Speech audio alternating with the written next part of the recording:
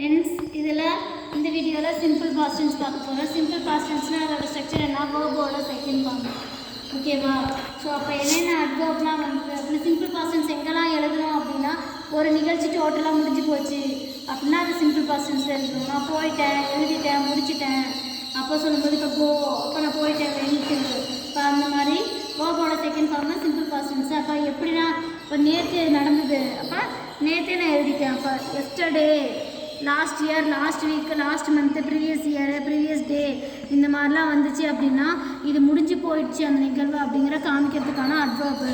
அப்போ இந்த அட்வர்ப் வந்ததுன்னா நம்ம சிம்பிள் பாஸ்ட் டென்ஸில் எழுதணும். கவனிங்க, Ram went go to Chennai yesterday. இந்த சென்டென்ஸில் பாருங்க, கோவுக்கு என்ன வேர்ப் போடணும். அப்போ எஸ்டர்டே அப்படின்னு இங்கே இருக்குது, அப்போ போயிட்டான் அப்படின்னு தான் அர்த்தம். அப்போ கோவோட போகிறான் அப்படின்னு அர்த்தம், வென்ட்டுனா போயிட்டான். அப்போ வேர்பு டு அப்படின்றது தான் சிம்பிள் பாஸ்ட் டென்ஸு.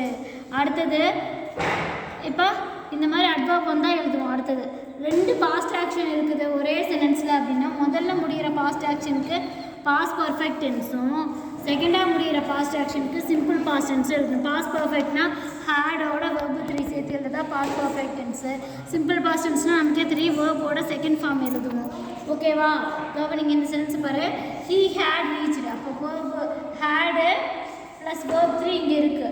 அப்போ பிஃபோர், அவன் வீட்டுக்கு போயிட்டான். அப்பா போகிறதுக்கு முன்னாடியே அவன் வீட்டுக்கு போயிட்டான். He had reached home before his father went out. அவங்க அப்பா வெளியே போகிறதுக்கு முன்னாடியே அவன் வீட்டுக்கு போயிட்டான். அப்போ முதல்ல நடக்கிறது என்னது, அவன் வீட்டுக்கு போயிட்டான். அதை பாஸ்ட் பர்ஃபெக்ட் எழுதிருக்கு.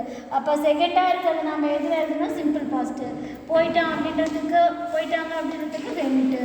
அப்போ வேர்பு டு போட்டிருக்கோம். அப்போ இந்த மாதிரி இருந்தது அப்படின்னா நம்ம ரெண்டு பாஸ்ட் ஆக்ஷனில் முதல்ல முடியறதுக்கு பாஸ்ட் பர்ஃபெக்ட்டும், செகண்டாக முடியறதுக்கு சிம்பிள் பாஸ்ட்லேயும் எழுதுவோம்.